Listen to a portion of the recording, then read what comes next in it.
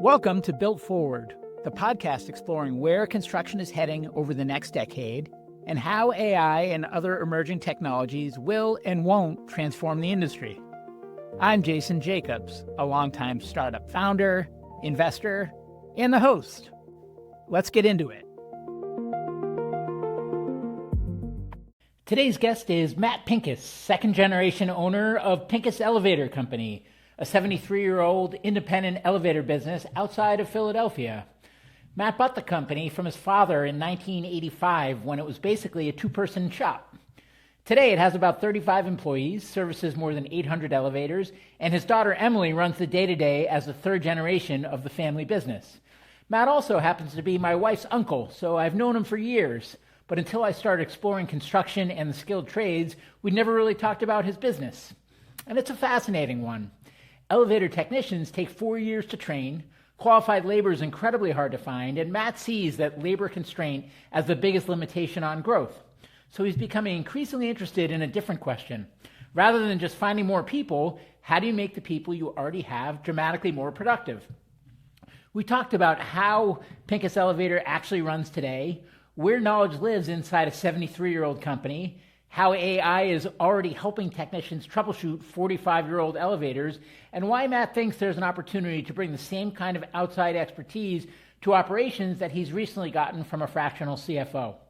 We also get into private equity, which has been buying up independent elevator companies around him, and why, somewhat counterintuitively, that's been very good for them. Okay, Matt Pincus, welcome to the show. Thanks, Jason. Happy to be here. Or I should say Uncle Matt, since technically you're my wife's uncle, so I guess that means you're my uncle too. So family. Yes, family, yes. Excited about your new projects here. Yeah. Well, I've known you a long time, and our professional worlds have never collided before. As I've started to delve into thinking about the future of construction and really like the future of the built world and field services. It's a little broader, right? It's these kind of physical industries that involve, that are heavily human powered, right? I've been looking at from the digital side, like how might technology, change how these industries function, and how might not it, right? Because just because it can doesn't mean it should. So I'm grateful for you making the time to come on the show and help me sort through it. No, I'm excited because it's a topic for us that I don't know if it's in its infancy or not, but we're using it a lot more, and I think it's going to hopefully revolutionize what we do. Well, maybe a good place to start is just give an overview of what you do. What is Pincus Elevator? Pincus Elevator Company is a full-service elevator company. We have basically 4 disciplines. We do maintenance, repairs, modernization, and some new construction work. My father started the business in 1953. I bought the business in 1985 when I was 25 years old. And now my daughter runs the business. She's third generation in the business. So we're 73 years approximately in business. And we're based in Westchester, Pennsylvania. We serve the Philadelphia area and Eastern PA, North Delaware, and South Jersey areas. And we're about a 35-person firm. And run a fleet of trucks and service over 800 elevators. Amazing. And those 800 elevators, what types of buildings do they typically live in? So our biggest market is the multifamily. We're very big in the apartment industry, and we have been for a long time. We provide 24-hour, 365 service. We're very responsive. When you call our office, you get a live person and answers the phone.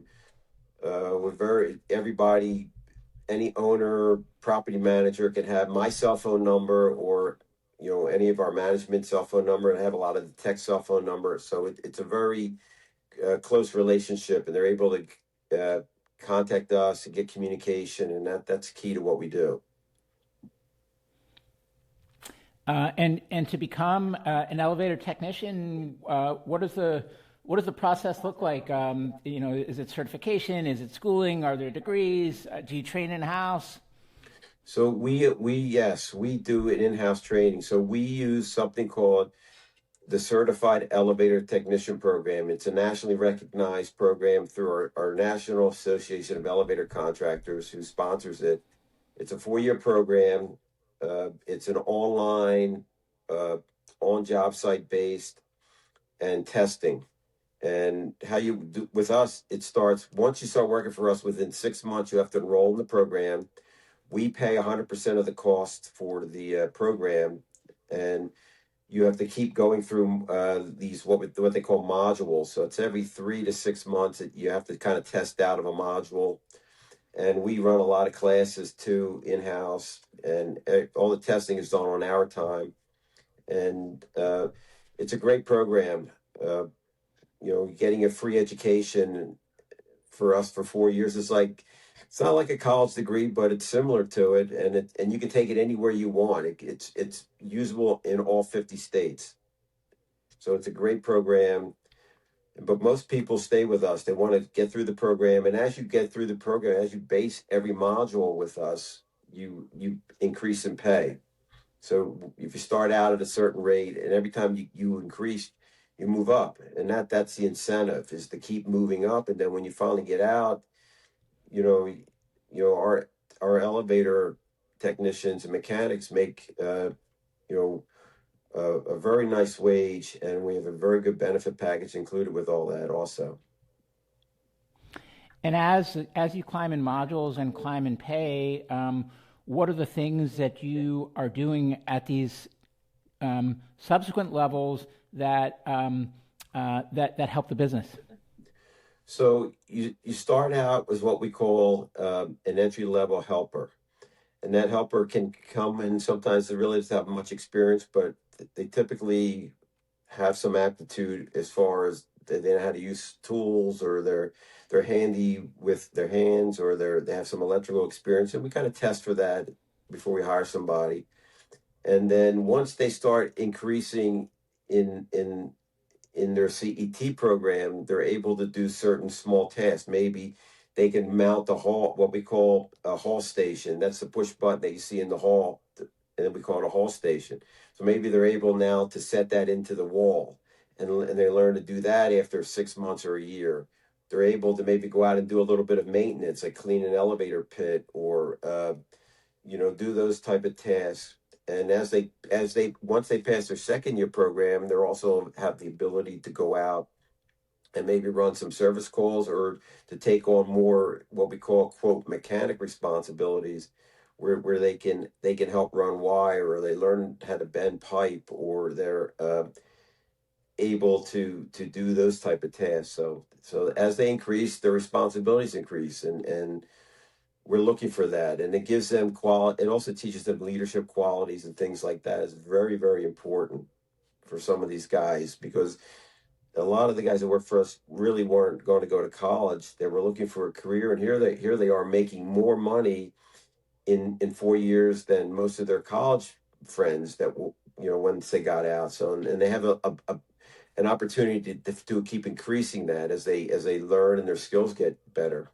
So it's an exciting thing that we're involved with the CT. We actually would love it. It's a great program, and it's how we're going to build. It's really one of the ways we're building our next workforce.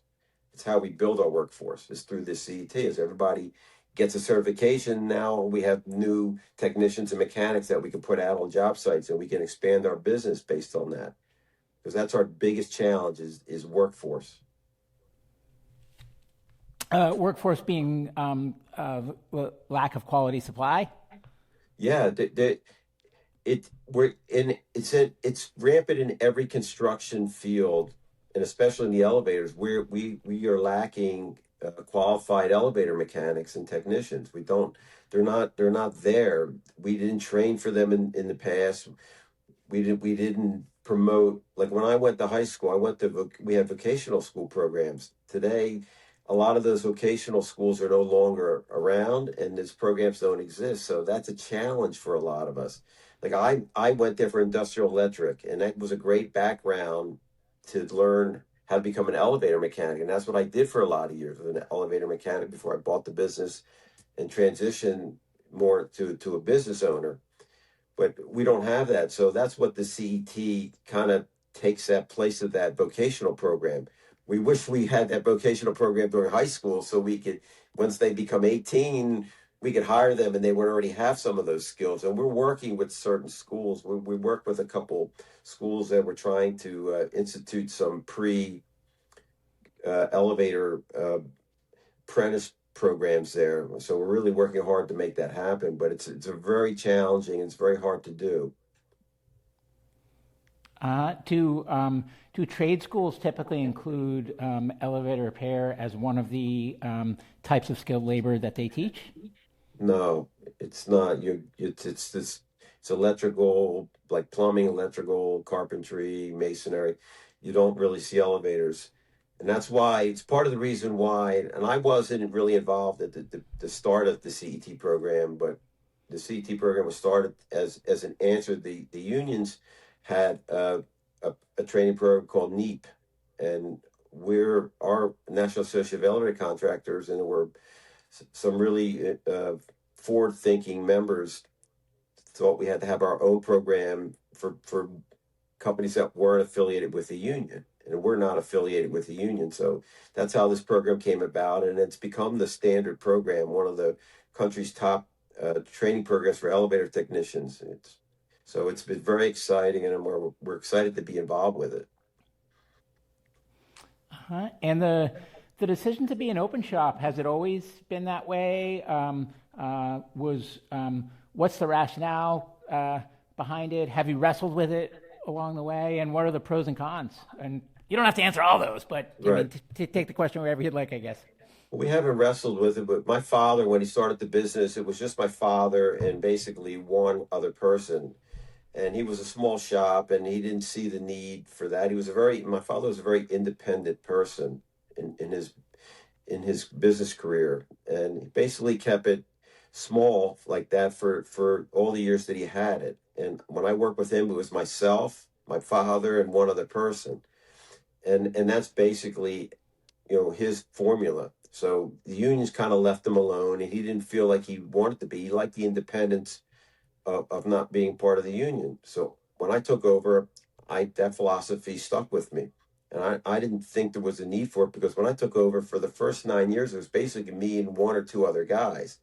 It wasn't until about 9 years in, after I got married, that I started to build the business. So I went from, couple guys to six, then 12, and then, started to expand. And then I got involved in an association called Associated Builders and Contractors, and they're a merit shop organization, and they believe that all contracts and construction work should be awarded based on a level playing field, that it shouldn't be based on an affiliation with any organization, a union, any organization, that everybody should have an opportunity to work and run their business as they see fit. And I believe in that philosophy, and I've been a long-term member of Associated Builders and Contractors, which goes under the acronym ABC. And it's a nationwide organization, and that's our philosophy. We think we've done a great job with our employees. We offer incredible benefits, equal to just about any company out there, from the largest elevator company to the smallest. I think that benefit wise and pay wise, we're up at the top level anywhere in the country. So we're always proud of that, and we're proud that we have this CET training program, which really offers these guys an opportunity that they don't normally get at other companies. And that opportunity is the opportunity to get developed and raise in the ranks and take on more responsibility and earn more income. Yeah, I think that we're building the leaders for the future with us. Like, when you become an elevator mechanic and you're running your own job, it's a lot of responsibility, right? It's more than just knowing how to wire an elevator controller, or how to, you know, install a hall station, or do a service call. It's about, filling out the paperwork. It's about communicating with the site superintendent or the property manager, or with the maintenance personnel.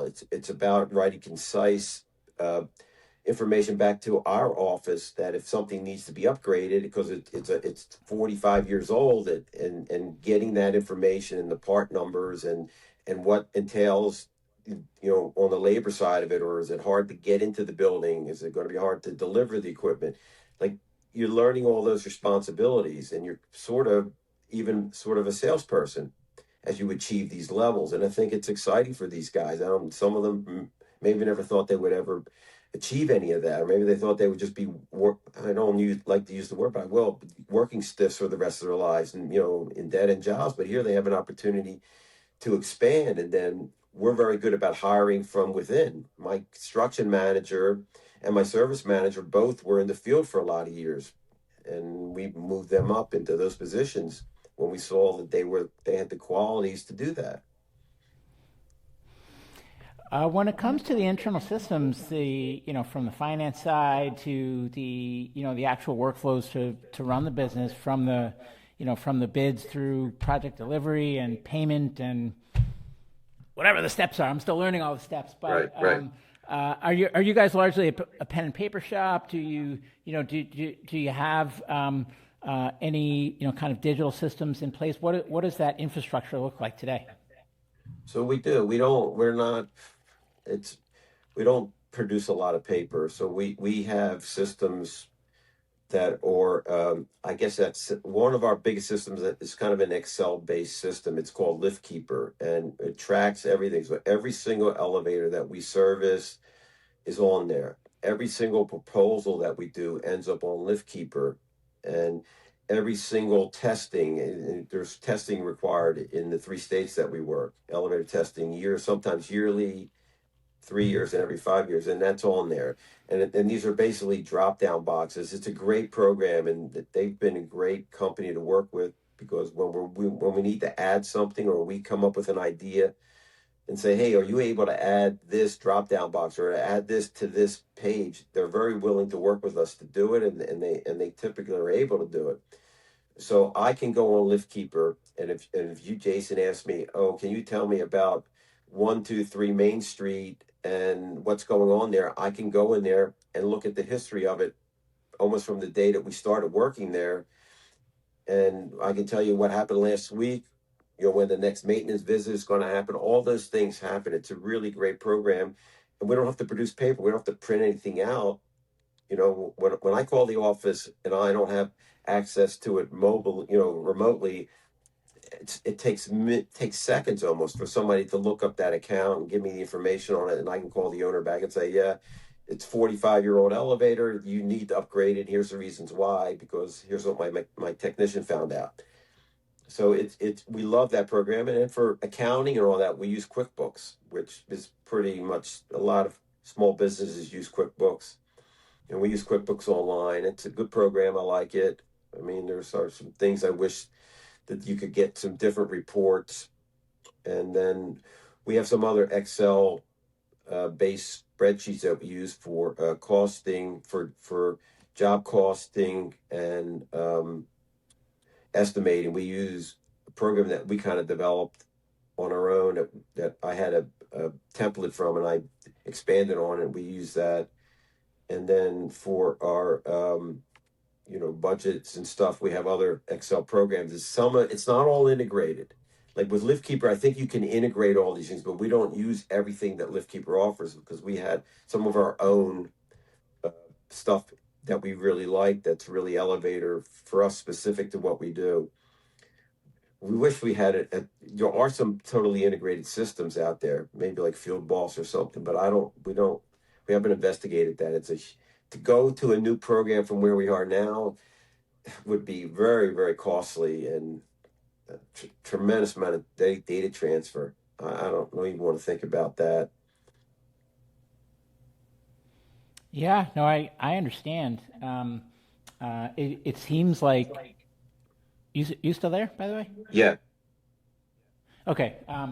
Yeah. So it seems like I mean, as the technology continues to evolve, that increasingly new kinds of experiences are possible. But in order, like you said, in order to get from the not just the legacy system and data transfer, but also like all the workflows, right? And all the kind of patching and duct tape and paper clips to kind of, live within the existing workflow. It's like change would be chaos in a world where, the ongoing treadmill of work, like I would imagine you guys can't really afford to, there's never a good time to pump the brakes or, stop the treadmill to do that kind of transition. And then the unknown is scary. Right. One of the things, like we have a library of wiring diagrams that we've uploaded into our cloud system, right? And that's another area that's not integrated with LiftKeeper. It would be great if I could go on LiftKeeper, right, and I could see all my wiring. Like if I'm on a job and there's no wiring diagram physically at that site, our tech can go on his mobile device and pull that wiring diagram from the cloud and then look at it. And there's also sheets on there or data sheets that are from certain manufacturers or adjustment sheets, and it's kind of not really feasible sometimes for us to go from LiftKeeper. Now you got to get out of LiftKeeper, log into the cloud system, find that data, pull it out. Like it would be good if it's all in one area, and like that's a challenge. It's something that we think about, but the problem is, how do we make that transition? Is there something available? And we had this conversation the other day. I'm very interested in I use AI almost every day in my business career, right? I use it in some way, form to help me with if I have to analyze a document or a bid, or I have to write a letter or an email, and I'm not sure of what I want to say. I can have that help me do all that. And I'm using it right now also to develop these training modules. I just finished a PowerPoint training module, which AI helped me about inputs and outputs for elevator controllers, how to test them. So we would have that in our cloud system, and the guys can look at it if they get stuck and they're not sure exactly how to test a certain component. You can pull that up and look at it. AI was instrumental in helping me. What normally would take me a week or more, I got done in a day, because AI helps me, prepare the data for certain slides. I ask it to do that. Here's the data, make it concise for me, do it over 10 slides, and I need a picture of how to test everything. And it provided that picture and that diagram, instead of me having to go now find that diagram, take a picture of it, scan it, upload it. Like it saved me a tremendous amount of time. And but I just need to figure out how to integrate that to what we're doing. And I also need to figure out how to integrate that when we're on a service call, and I have a lot of young guys work for me. So maybe it's a 50-year-old elevator, right? These guys have never seen it, but they need to be able to, they should be able to go to AI, type in what kind of elevator it is, ask the question, okay, it's blowing this fuse, tell me why.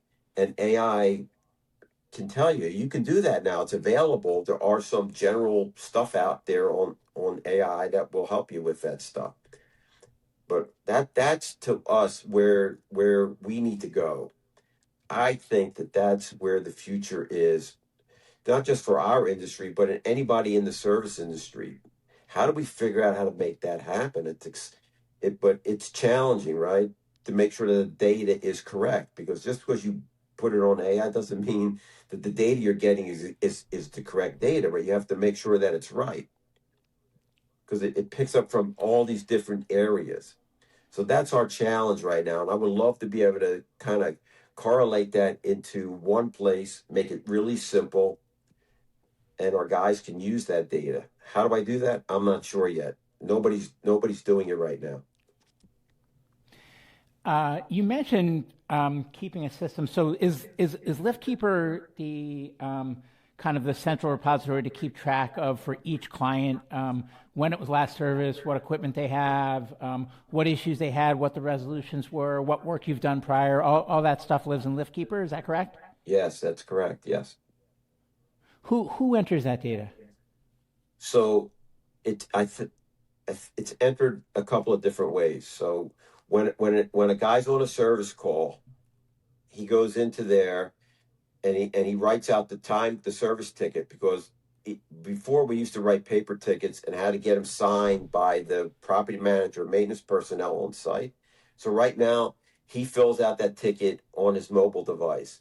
And the minute he's done, we have an email address associated with that to the property manager or maintenance personnel, whoever the company designates.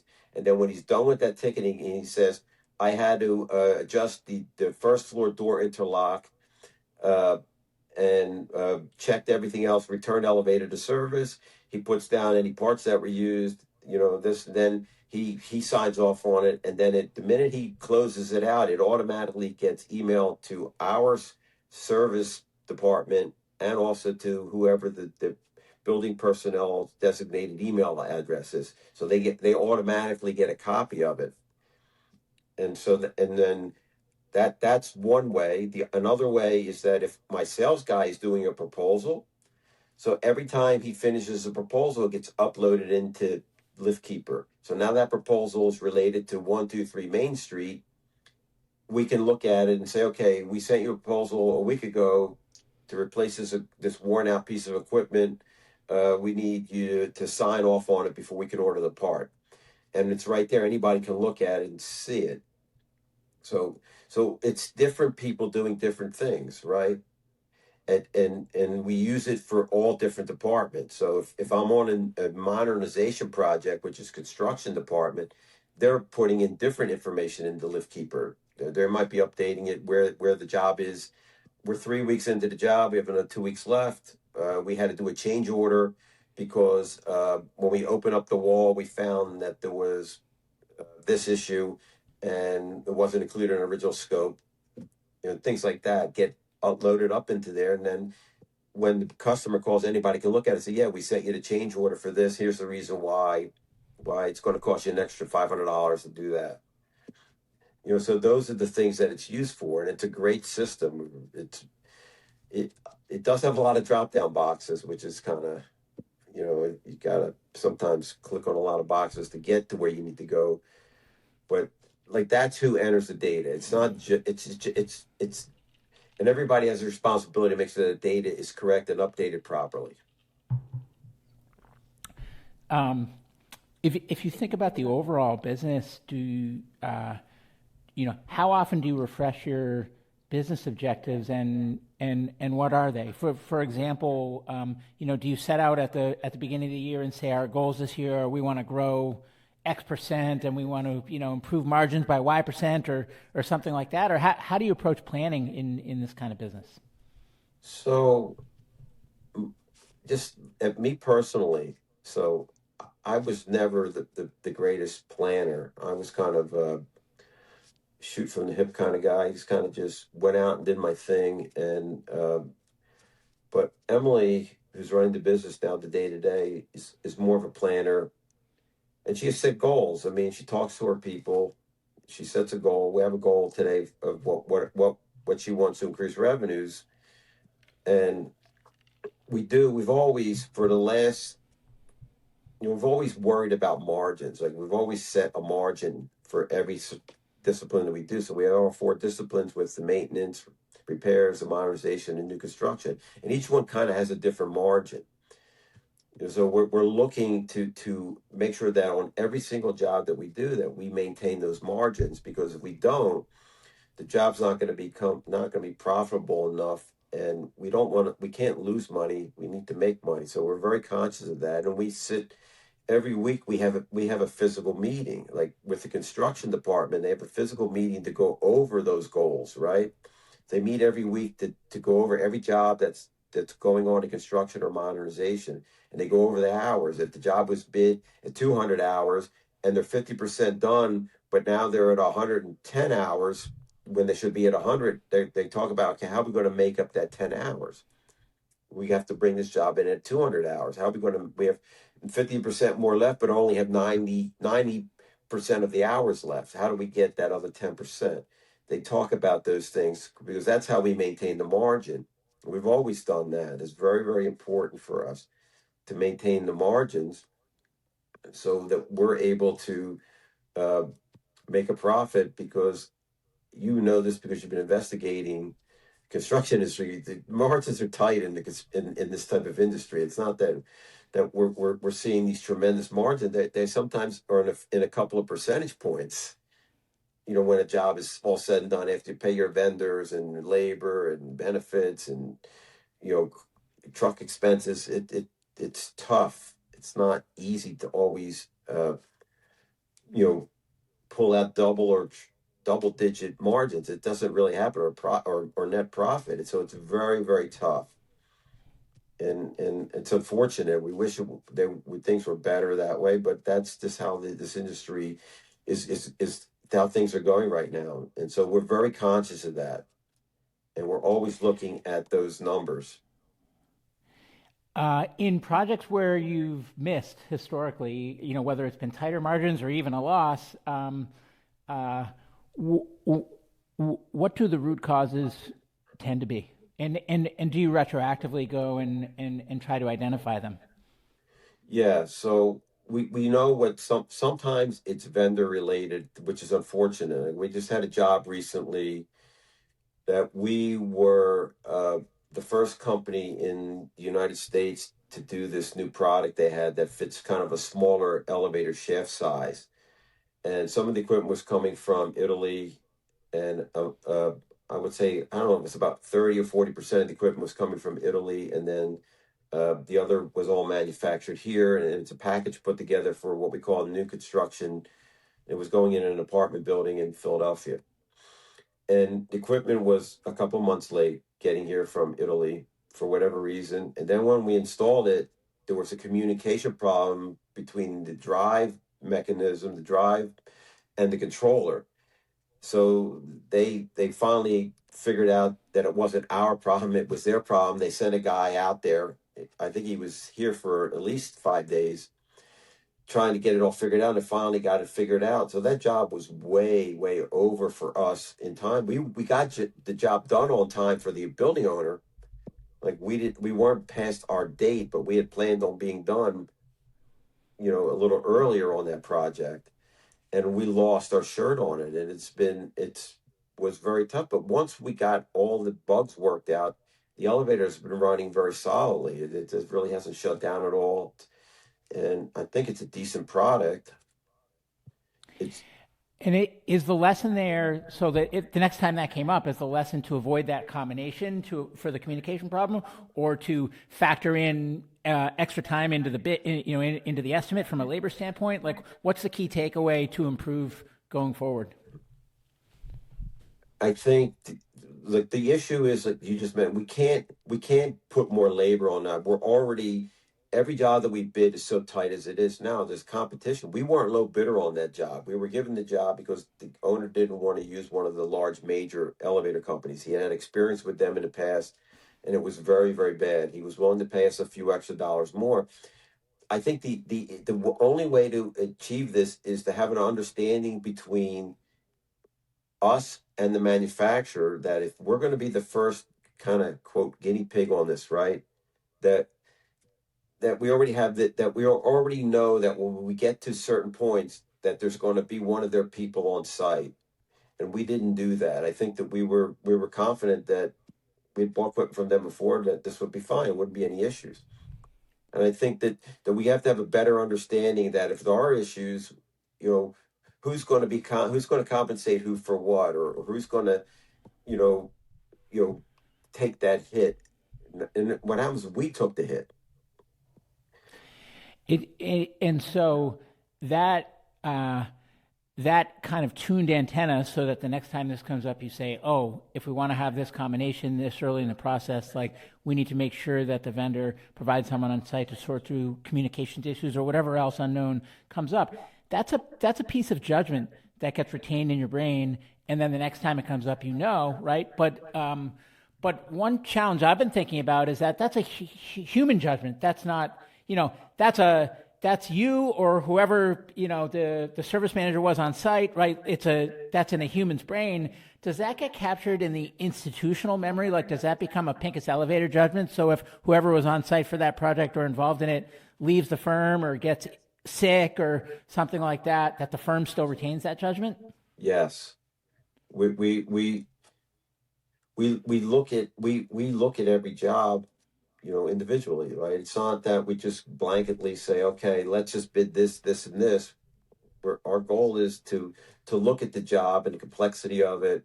And so if the same type of unit came up, and we are looking at a couple right now that are these similar units, and sometimes we will walk away from it depending on who the customer is. But if it's one of our existing customers, we don't want to give it away. We want to do the work for them, right? So we actively look into this, and we make notes, and we're talking to the vendor about it to make sure there's an understanding. Now they've corrected a lot of these problems, because now we weren't the only ones. There's been many of these units installed now, so we're feeling a lot more confident about the ability to provide, the equipment without it being with it being trouble free. And I think that would be, we would be confident that we wouldn't have these issues again. But let me just say, the thing is that in our industry, there's new technology coming out all the time. Our vendors are always upgrading their controls and new software that they're adding. So we're always seeing this, right? And it's a challenge. And I think every company, we're not the only company that deals with it, and every elevator company deals with it all over the country. And it's you just have to deal with it. But it's how if you have a good vendor and how they react to it is the most important thing to get things done quick and timely. Like if you have those relationships, and I think we have those. I think in this case with this other vendor, it was just poor communication, and I think they could have done a lot better in communicating certain things to us, and things that they said didn't really pan out. But we got the job done, and it works really, really well. It's a good product. Matt, I want to come back to something you said before about how labor is the biggest challenge that you face. How do you think about adding labor versus making the existing labor more efficient, and how do you balance those two? So it's a good question, a great question. The efficiency has to be the number one thing that we can do. We need to get more efficient. How do we do that? That's again challenging, because uh, every time that you add a new technician, you've added another big cost where you have to get a truck, you have to get all the tools, you have their labor, their benefits, and then you have to now go out and find that work. And you have to get that work at a certain cost, because you have to cover their costs, plus you have to make the company profit. You have to be profitable. So I think that's one of the biggest challenges. Is like, do we need to hire more mechanics or technicians, or can we make the existing labor force that we have a lot more efficient? And I think we can do with the latter. We can make them more efficient. How do we do that? That's the key question. And I think that there is technology available. I'm investigating it now. I think it's out there. Like, I'll just give you an example of a situation. I don't normally get involved in service calls, but my service manager is away on vacation this week. So they had an old 45-year-old elevator. I used to work on those. I'm very familiar with it. It was an old Otis elevator. And the technician called me. And again, it's been 25, maybe 30 years since the last time I was actually working on one of those. And I couldn't remember. He was telling me what the problem was. I understood the problem. And I'm like, kept his name is Johnny. I'm like, I can't remember, Johnny. Let me call you back. He sent me pictures of the wiring diagrams. I'm looking through them. And all of a sudden I go into my phone and I AI the exact problem on ChatGPT, right? And next thing I know, it's coming up it lists everything of what this issue is, and then I'm like, yeah, that's it exactly. I got it. And so next thing you know, I'm looking at my phone while I'm talking to them and saying, okay, I want you to check this rectifier. I want you to also, if the rectifier is good, I want you to check this. And then he found out the rectifier was bad. He's like, yeah, the rectifier is blowing the fuse. I said, okay, call the office and get one ordered. They put it in, and then boom, and it's working now. I completely had forgotten about that because it was been so long. So what happens that's efficiency. So instead of him being there all day on his own trying to figure it out, within 15, maybe 20 minutes, I had the problem figured out. We knew what we needed to order. We ordered the part, took a couple of days. It's hard to find because it's an old part. And next thing you know, he went back 20 minutes later, he was done installing it, elevator up and running. I think that's where we need to figure out, can we harness that to make us more efficient? Are there techniques available that can help us be more efficient when we're doing a new construction job, or if we're doing a modernization, or when we're doing maintenance? Is there ways that we can use? Can I put a sensor? And there's company, we talked about this the other day. Are there sensors? There's a company that put out something that was sensors that tell you, that tries to predict through AI, like when an elevator is going to shut down, when it's going to need maintenance. Can we use that technology today in a way that really, really works? So instead of going to visit it every month, we only have to visit it every 3 months or every 6 months, because that's all it requires, because it has very low usage. And again, we're going to save the customer money. We're going to save our labor. Instead of going out every month, we only now need to send them twice a year.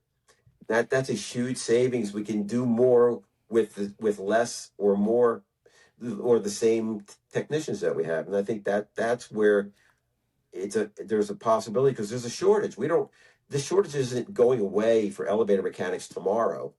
It's going to take maybe decades for us to get caught up at the rate that we're going, and the rate that people want to come into the industry. It's not that we have a flood of people coming into the industry that want to be elevator mechanics. We need to now come up with something, now. How do we address that? Because then to think about it, it takes 4 years to become an elevator mechanic. So the time frame, it's not that they come in and within a week they're doing these service calls. No. So can technology help us? Yes. How do we harness it? We got to figure that out. So I'm going to list two scenarios, and I'm trying to understand which one better describes where you feel like Pincus Elevator Company is. One is, gosh, I have a top 10 list or a top 25 list of like key areas that I know are inefficient, that are like ripe to be improved, and I'm not sure the best way to improve them, but I know which areas are like the most fertile ground, right? And the other is, no, we have our way of doing things, and I'd love to work more efficiently, but like I wish someone would just come in and help me identify where the areas where we could benefit the most, and then figure out how to tackle it after that. Where do you feel like you are on that curve? Well, I think we're somewhat we're on the low end of that curve, because I think we understand a lot of the issues. I could probably sit down and have Emily sit down with anybody and go over the issues, and we know what they are. But the thing is, we're not doing anything about them sometimes, and I think that's the challenge. Like our guys are very skilled, and they're hard workers, and they're just incredibly reliable. But we need to build their skill base better. We need to get them to get, instead of spending an hour and a half on a service call, we need them to be there 45 minutes and get out. How do we do that? We know that that's one of the issues, that they're there longer than they should be, and we need to figure out like how to make that happen. And that's also good for the customer. The quicker the elevator's up and running, the better they're able to serve their tenants, or their office people, or their medical facility. Like those are key aspects, right? So we know what the list is. I can go over the list and give you 5, 6, 10 things, but our challenge is that, how do we fix it? And do we have the right people that are managing those things? Are they able to fix it? I'm working on it, Mm-hmm. like I told you earlier, doing this. these training modules. I think it's an idea. My staff likes it. They like to have that information available so they can pull it up, or their techs can pull it up and look at that stuff and use that to help them.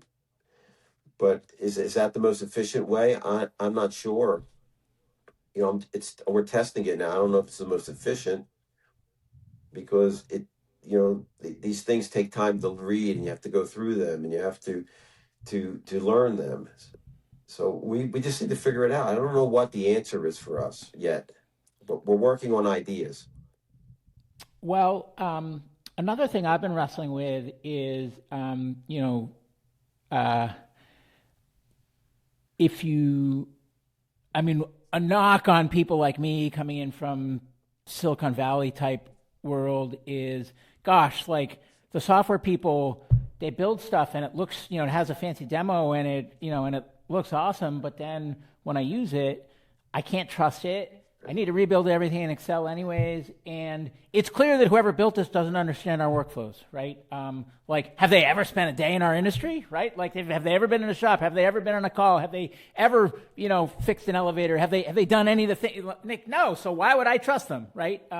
So like, I get that, right? But at the same time, if you have been doing things the same way a long time and the world is evolving so quickly around you, outside of those walls, right? Maybe some fresh ideas could actually help, innovate in ways that could, be more impactful than just tuning the way things are. But in order for those ideas to be impactful, they can't just be like bolt-ons, right? It actually needs to evolve like the core machine, right? And so, like, how do you think about that? Like, that tension between like the well-trodden path of how things have been done with with fresh ideas from the outside. Is there a place for those, or are they just a distraction and the outsider should stay outside and go somewhere else? Well, I don't think that they should go someplace else. I think everybody should be looking at that at what they're offering, because maybe not 100% of it is right, but maybe there is some percent of it that's usable, and if you can cobble it together from 5 or 7, 10 different sources. But I will say this, that the tried and true, the old method of the way we've done things, there's nothing wrong. If I just stuck with that, if I decided that I didn't want to embrace any of this technology, we would still be in business. We would still do well. We would still be able to make it go. Would we be as profitable? Probably not. Would we have to have more staff to get it done? Probably. And those things, or not what the future is, because it's, again, like I've said before, we're have a shortage in our industry, and it's not just the technicians. It's also office staff. It's also engineers. It's also salespeople. It's also project managers. They're so hard to find. Service managers. So you stay with the tried and true is fine, but what we need to do is that we have ideas. I have all these ideas. I'm coming up with training modules. We have Lift Keeper. We have QuickBooks. We need to integrate all these things so that it's a quick and seamless on a mobile device. When a guy's out on a service call, or he's on a new construction job and he's got to install something that he's never installed before, that he can quickly, within seconds, even not minutes, within seconds, be able to type in what he's looking for, have it come up, and there be concise picture or paragraph telling him this is how you do it, or this is who you call, or this is how you approach this. We need that availability. We need to have sort of taking the training to the job site, because not everybody knows everything, right? It's impossible to know how to do every single task there is on an elevator. Nobody can do it.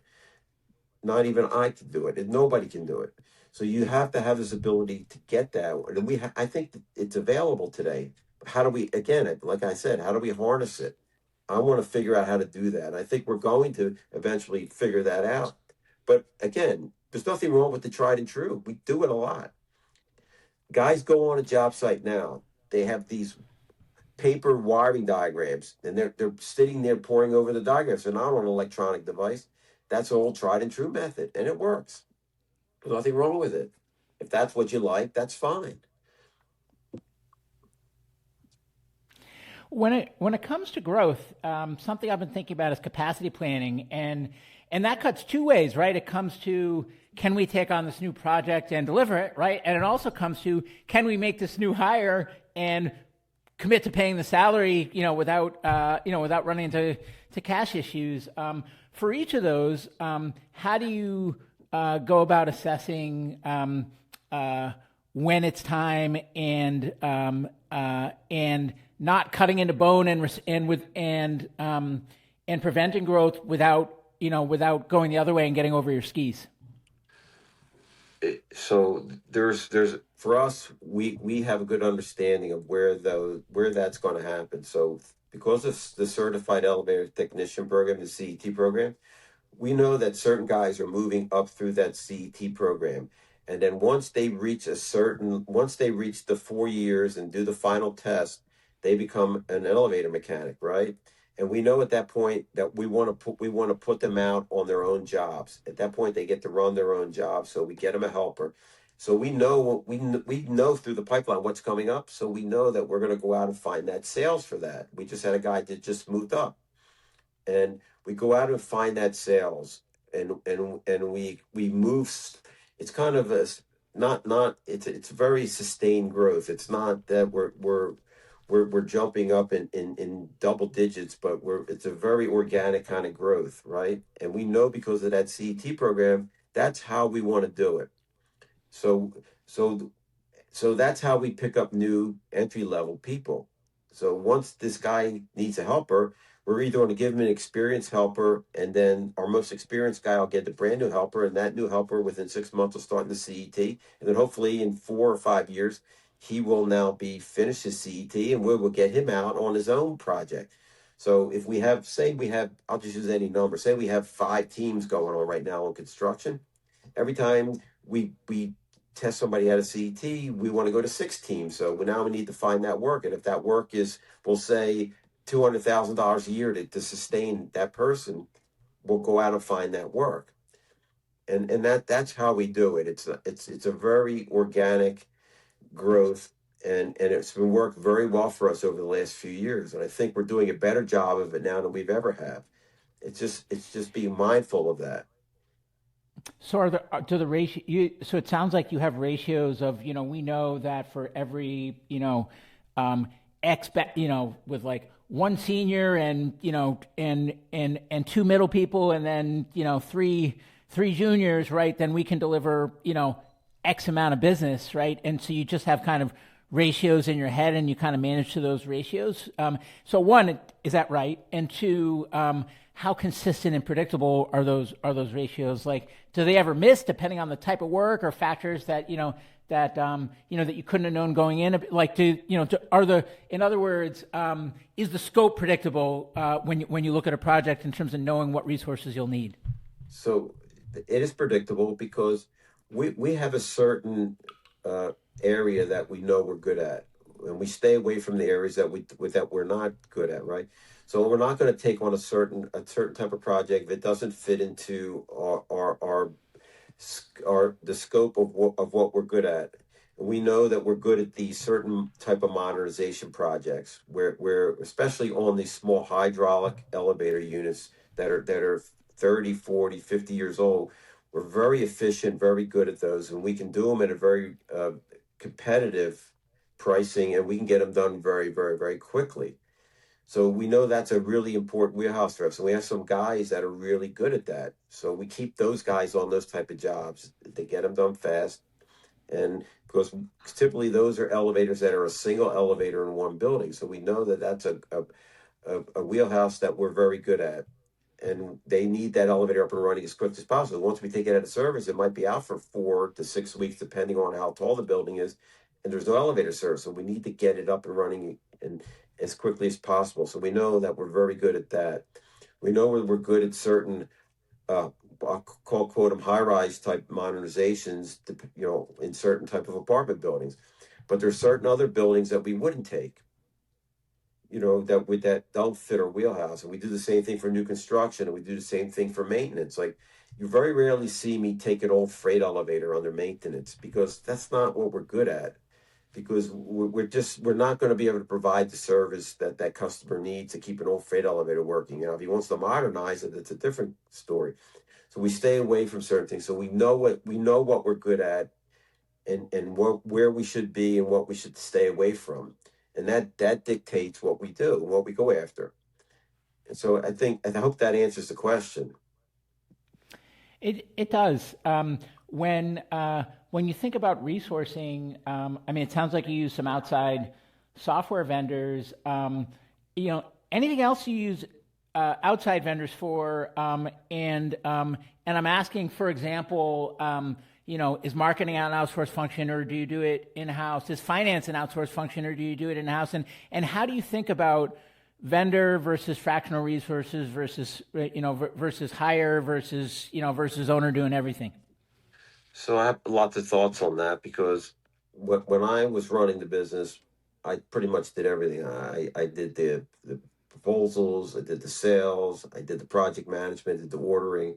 So right now we have staff that does all that. I'm really nobody, everybody has a particular role, and we like to keep a lot of that stuff in house. But we're also learning that not everything needs to be in house. We're not maybe large enough to have a full time this or that person. And I'll give you an example.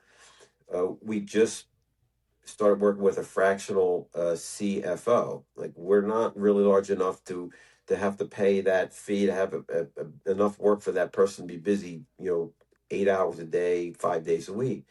So we went out and we just started working with them. That's a resource that we got through our accounting firm, and it's something that they offer. And our first two initial meetings with the guy have been fantastic, stuff that we hadn't thought about. And he's got us again. I think he sent us 4 Excel programs that he used. It he has a long history in the construction industry. This guy's a 45, 50-year veteran in the construction industry and service related industry, so he understands what we're doing. And he just sent us that, and it's just data entry basically to get or to get these cost analysis that he wants us to do, and projections and cash flow projections and all that stuff that we really weren't doing. And I think it's going to be, for us, it's going to be an incredible deal for us, helpful to us, because on the receivable side for us, he's predicting that he thinks that we're going to improve our cash flow by $500 to $800,000 a month, instead of having a receivable out there. He predicts that we'll be able to bring in that kind of money instead of having more these over 90. We're going to I wouldn't say eliminate over 90s, but we're going to really get to the heart of the things, because we're going to be watching it now every single, I wouldn't say every day, but almost every day. And I think that's important. We were focused on doing it a completely different way. We were focused on we were going to bring in a full-time collections person and pay them a salary and have them work on collecting money every day. After speaking with him, he says, I don't think you need to do it. He goes, you have a really solid business, but I don't think you need to bring that expense in. I think you have within your existing people, you have enough people to be able to do these collections. And we're going to work on figuring that out very shortly, and we're going to make that happen. And so we were thinking, and Emily and I were thinking in a totally different direction. We put a stop to that, because and already within 2 weeks, 3 weeks of him working with us, our collections, we've really gotten our 90s way down. And it's an incredible thing when you have somebody that takes a different view of what you thought was the right way. I thought we had to go a completely different direction. He put us in another direction, which we hadn't thought about, and it seems to be working. We know it's working. So, so I have some friends that are doing fractional CFO businesses, and actually, someone I've been getting to know is a fractional construction CFO for 10 to 75 million shops, and he's going to come on the show soon. So that'll be, I'm excited for that one. But what I've been hearing from them is that when they get in, they help with the finance stuff. It's like, wow, there's a lot of low, it basically mirrors your experience. Like, there's a lot of low hanging fruit, and we can predictably like find meaningful savings and improve cash flows meaningfully, and without like really lifting a finger, because there's just a pattern recognition. Like, you just know, you know where the fruit is ripe, right? You know where to look after you start doing a number of these engagements. But what they're also saying is that there's just as much opportunity in the operating workflows as there is on the finance side. And I'm curious, because it sounds to me from what we talked about earlier in this discussion that you feel similarly. And I guess what that leaves me wondering is, what if you had someone looking at the operating workflows the same way this fractional CFO is looking at the finance workflows? Would that be of interest, and what would that person look like in terms of experience? Yeah, I mean, I think that we would be very interested in something like that, because I always say this to my staff, to everybody, that we're elevator people. We're really good at that discipline, right? But we're yeah, there's new technologies that come out, but we're not following it. We're following new technologies in our space, right? But there's workflow efficiencies, or there's different way people are doing managing their people, or or doing their sales, or we're not really looking at that, because that's not what we do. And I think that's what this fractional CFO has taught us, is that we thought we knew everything. We really don't know everything. Don't answer this if you don't want to, but is it a strict retainer, regardless of performance, or is it performance based? Like, what's the business model for the fractional CFO? It's basically a retainer, and you pay a monthly fee after the initial retainer. They do an assessment. This is how this guy works. It does an assessment, and then we decide if we need him how many times a month, or and then we pay a fee based on that, and then we have him available for that time frame. And believe me, we would use them. We're going to use them. And is it strictly kind of human powered, or is there any kind of tooling that he's building in his wake to make you run more efficiently ongoing? There is. He's already provided us with these Excel spreadsheets, and these things that once we start to fill them out, they pretty much calculate what our cash flow needs will be, what it'll do predictable for our payables. It'll tell us what when we need to make payments, and also predictable when we have to do collections. It's going to now pop up in a way that tells us, okay, this, even though we're doing it on QuickBooks now, but it in a different way, where we know we need to make sure that we're having our people that are doing the collections will have more reminders popping up. It's just those type of things. It's simple and stuff that we probably should be doing on our own, but we were focused on selling elevators. We were focused on getting them up and running, finishing jobs. We weren't focused on and he's got us focused on that aspect of it, on the collections part of it, on all those things, on the finance side of it. Why now? Because it cash flow. Right now, if you look at the Philadelphia area, new construction is down probably 80%.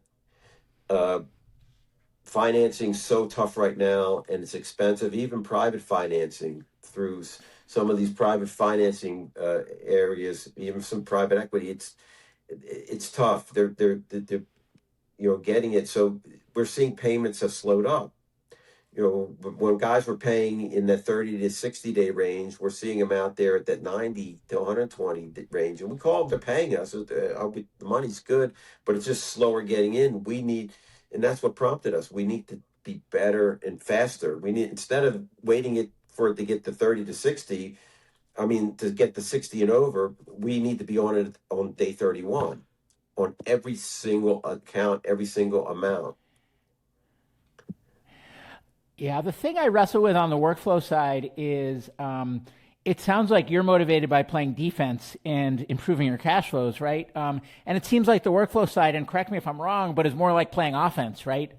Where you're kind of looking proactively for improvements, but you're not necessarily in pain. I mean, do I have that right? That's exactly right. I would think that I think our fractional CFO kind of put it in those terms.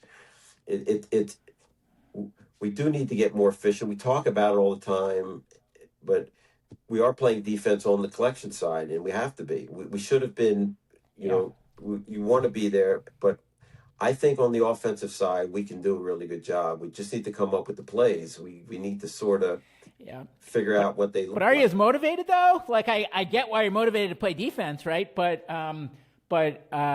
like isn't it easier to kick the can down the road for the offense? It is, but we have something we instituted here that I kind of brought to the table. This was, I don't know, 6 or 8 months ago. It's something called safety, quality, and productivity.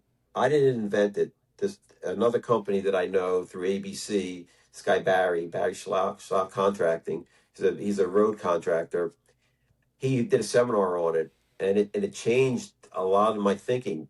So what it means is that the number one thing you train people when they first working for you is safety, to be safe and not get hurt, come home every day with all 10 digits and you know and all that. And then the second thing is you teach them quality.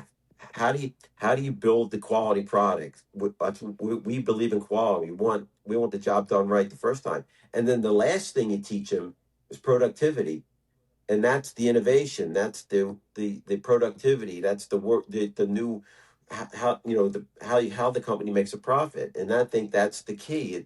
I love the idea, and it really we seem to we're embracing it. It seems to be working for us. It's a new concept for us, and I think once you get the quality up to that high level, then you teach them productivity. Okay, normally it takes you 10 hours to do this particular job. We have a new way of doing it that'll cut it down to 6. We want you to try it. I know you've been doing this way for 20 years. I want you to try this new way. And that's our goal. So if someone were to come to you with a fractional model on the offense side versus defense, so workflows versus finance, right? Do you have a clear idea? Like if you had to write the job description for the vendor that you're looking for, do you know what it would say? I don't. I'm not sure exactly what it would say, but I think part of it would be that I want to do the same work we're doing today with the same guys, but instead of this job taking 200 hours, I want to get it done in 150. Like that would be one of the goals. Hmm. So how can we do more with less without compromising quality? Exactly. And that's the Yeah. goal of safety, quality, and productivity. The more productive you get, everything translates that translates into getting jobs done faster, and you can do more work. So when it comes to that retainer, then how would you measure ROI? Like over what time period? Would it just be doing math on like how many hours you would need to save and how much you pay per hour, and then and then how long the payback would be, or yeah, like how would you think about whether it's worth it? So I would think it's a different. I think the goal model is different than a fractional CFO, right? The fractional CFO is there for advice, for counsel. I think when you're on the technology side and you're looking to increase productivity, there has to be an incentive base. So if I'm going to hire this fractional, we'll say, quote, technology guy, right? Like I would think that it'd have to be goal based. Like, okay, I'm tasking you with finding me technology that lowers the hours it takes me to do a job. And if you make that happen, then I'm willing to pay you, you know, X to make that happen, Mm-hmm. right? But I understand that I probably have to pay a fee or retainer up front to get that person started. They're not going to work. I assume they're not going to work for free, just on a straight commission basis. But I would say the majority of what I'm going to pay that person is going to be goal based. Mm-hmm. Um, Interesting. Well, that gives me a lot to think about. Matt, what do you worry about the most as it relates to the business? What keeps you up at night? The number one thing is the labor, like not, getting the skilled labor that I need. Even with us having the CET program, it's still a concern because if we get an influx of work, we need people to get it done, and so that's my number one thing. I worry about it. I'm trying to do something about it internally, but again, it's a slow process. I wish the process was faster. And as it relates to that influx of work, I mean, is that something that you have levers to turn up and down, or is it just kind of word of mouth and you just pick up the phone when it rings? It's not it's almost impossible for you to steal another technician or mechanic from another company. They very rarely ever make that change. It's so hard. There's not a pipeline or a flow anywhere. If you're not developing your own What people. what what what about for new business? Because you said if the new business comes, you want to Oh, be for able new to staff up business, with the labor. I would Yeah. say that 80+% of what we do is referral work. Like we're really Hmm. good at that. And that's, I think that's important. We do pick up a lot of new customers because in our industry, we've been kind of lucky over the last few years that I think it's 8 or 9 over the last 3 years of my competitors that were kind of family run or locally run business sold out to private equity. And what happens is that I've had this incredible, you know, uh, incredible opportunity to pick up all this new work because they used to call the owner like me and say, "Hey, Matt, I got a job. Can you go look at it?" That's not happening anymore. So they're calling us now. We're picking up a lot of that work, and it's been a great influx. I mean, business has been very good this year. When a lot of other companies are having a down year, we're having a very, very, very good year, and a lot of it has to do with that. Picking up these new Yeah. accounts. Go ahead, finish your thought, please. That's it. We're just picking up these new accounts from these other companies that have sold out, that people are done dealing with their BS, so to speak, and want to be able to deal with somebody that's actually available. That when they call, we pick up the phone, we're available, we're there, and we're going to go out and do what they ask us to do, and we're going to do it at a competitive price. How do you feel about the fact that private equity is increasingly paying attention to your industry? Well, I guess I could kind of go back and forth about it. I think on one side of it, it's good. It's good for the people that have sold out. They probably got a nice payout, but and then on the other side, it's really good for me in my business because it's now helping me grow the business. It gives me an opportunity that I never had before because some of these companies were just as good as we were before they sold out. They did the same things that we were doing. So we were almost exactly the same on price. So it wasn't a difference. It wasn't that I was $10,000 and that guy was 20,000. It was that if I was 10, he was 10.5, or I was 10.5 and he was 10. It wasn't that there wasn't a big difference between us. But now we're seeing that difference because these private equities have to charge more. They have shareholders they have to deal with. They have to pay out dividends. And we're privately held. We don't have to worry about those things. So what I'm hearing from you is that, in your view, private equity, it's good to enable owners to have the exit if they seek it, Right. but that largely it's more about financial engineering at the expense of quality. Am I hearing that right? Yeah, we're seeing it. That's my take on it. I can see it. Yeah. Yeah. I guess my question is there, does that mean that there's never a scenario where 1+1+1 = 5 in terms of combining shops and economies of scale? Or is it more that there is a way, but private equity is just not doing it that way? I think there's a way to do it, and private equity is not doing it. Now, I'm not saying that every company that sold out to private equity is a bad company. I'm just saying that in general, it's the model of how they want to run everything, how they centralize everything. They sometimes the model has been they're keeping the local name. Like if a company sold out and it was XYZ, they're keeping XYZ Elevator Company, but they're moving now. Instead of calling that local office, your calls are going to a call center. When you call about a question on an invoice, you're not getting the local person. You're getting a back office somewhere else, and because they're doing that to cut the cost. They don't need a back. They don't need an uh, collections and accounting and dispatch at every location. They have a centralized location. So what I'm saying, it's hard for somebody to now get through. When you call our office, Stephanie picks up the phone and the customer says, "Hey, it's so and so," and she goes, "Oh, well, let me look you up." And she doesn't even have to need a number or anything. She knows who it is. There's a difference, right? It makes a difference in time and getting the information they need. And I think these are the kind of things. I'm not saying that they're doing poor work or anything. I'm just saying that and that these are the things that people want today, want access, and we give them that access. Is there any pitch that an outside buyer could make that would either make it interesting for you to sell, or even in a world where you have no intention to sell, just at least feel like it would be it would put you in a stronger competitive position on the other side?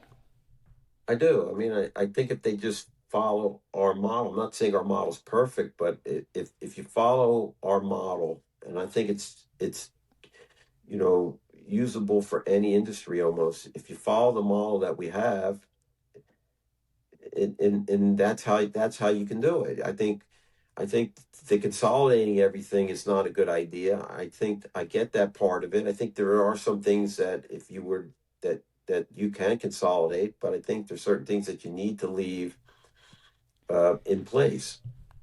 And I just think that that's all. There's pieces to the puzzle that work really well. Why would you want to change that? If the company's profitable and it's selling a lot of work, and the people in that industry in that area like what you're doing, and you're in a market that's kind of recession proof.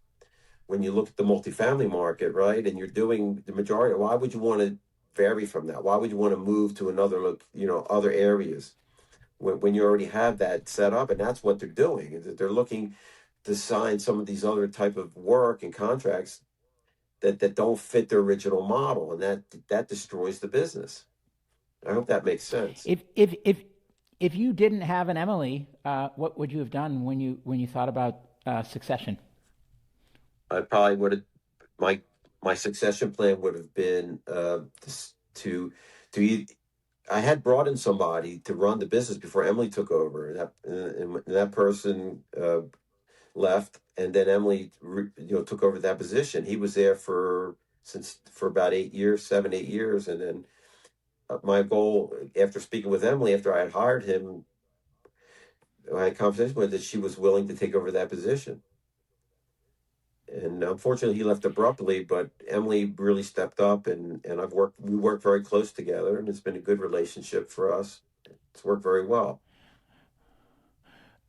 What do you think of these search funders uh, or independent sponsors who set out to, to acquire and actually run a business, who come in from the outside? Is that a type of profile that could be successful in an industry like this, or do you really have to grow up in it? Uh, I think they could be successful. I get contacted by those guys all the time, and it's kind of funny. They really reach out to me. But it, listen, I, is it important that you have a background in elevators and know the equipment and understand it? Yeah, that's important. It's important in any industry. But if you're a good business person, the elevator industry's changed. It used to be that you had to be a top elevator mechanic to run an elevator company. It was all about that. And even the guys that were running some of the largest companies were elevator mechanics originally. They worked their way up through the ranks. That's how we always did it.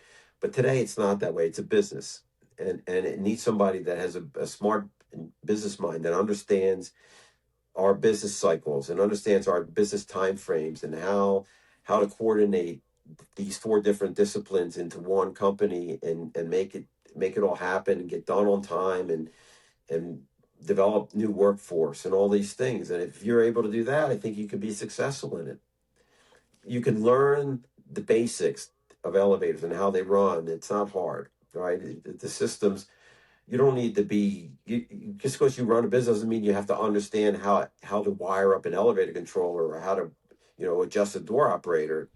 that's not the point. You're hiring. You're supposed to be delegating that to people that are better than you at it anyway.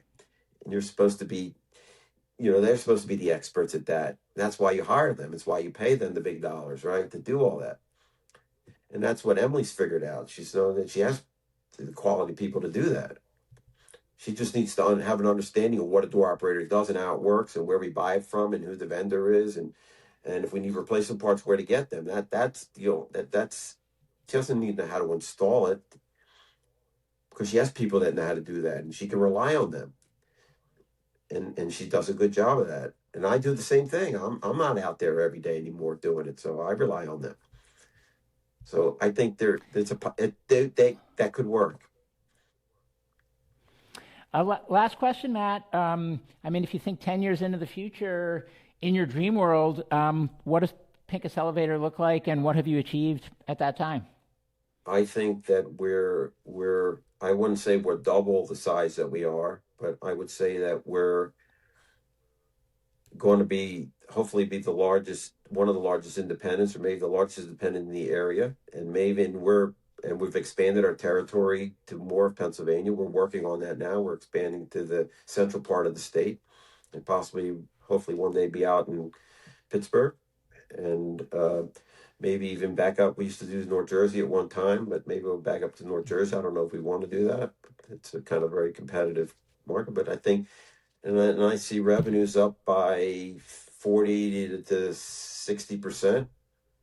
I think that's achievable. I think we're proving that our model works, and then I think that we can do that. That's where I think we are. I don't know where we are as far as we'll hopefully probably be over 50 to achieve that, maybe 100 employees. But those present other challenges. Once you grow past a certain amount of employees, it becomes even tougher to manage and presents other challenges. Well, this is such a wide-ranging discussion, and gosh, I learned a ton. Is there anything I didn't ask that you wish I did, or any parting words you'd like to leave with listeners? I would just say that there's opportunity for everybody out there if you want to put the effort into it and work hard. And I believe for this discussion that my hope is that we don't put a stop or try to slow the growth of AI. I think, in my opinion, that it's going to be the future for us. It's going to be tremendous to help us as small businesses to grow. That they're putting restrictions on some of these larger companies, but whenever they make restrictions on larger companies, it trickles down and it kills small business. I'm a big advocate for small business, and I want to be able to have the same opportunities that they do.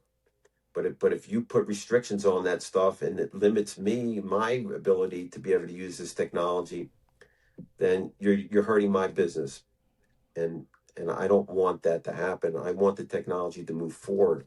I want us to be the number one with the technology, and I want our politicians and our business people to understand that we're the engine. Small business is the engine of what goes on in this country. We employ the majority of people, and we need access to that technology. Without it, we're not going to be around. And I don't think that's what people want. I think they want us around. They don't want everybody to be an Amazon or a Walmart. They want small business to have choice. So that's what my parting words. I think that's a great point to end on. And gosh, I'm so honored that you came on the show and that I had the opportunity to learn so much more about your business. And I'm excited for everyone to listen, but I'm mostly excited for the family to listen. You might be the only way to actually get them to listen to my podcast. So I will send it to them, and I can guarantee you that my siblings and hopefully their spouses and everybody will watch it, because I think it's interesting, and I'm glad that I started following you and seeing what you were doing. So it was exciting. I still like your LinkedIn post and enjoy all this stuff because it really got me going and made me reach out to you. Yeah. So I'm happy I did. I'm glad you did too. Thanks, Uncle Matt. You're welcome, Jason. I'll talk to you later. That's it for this episode of Built Forward. I hope you enjoyed it. If you found it useful, share it with someone building in the industry, and follow the show so you don't miss what's next. Thanks for listening, and see you next week.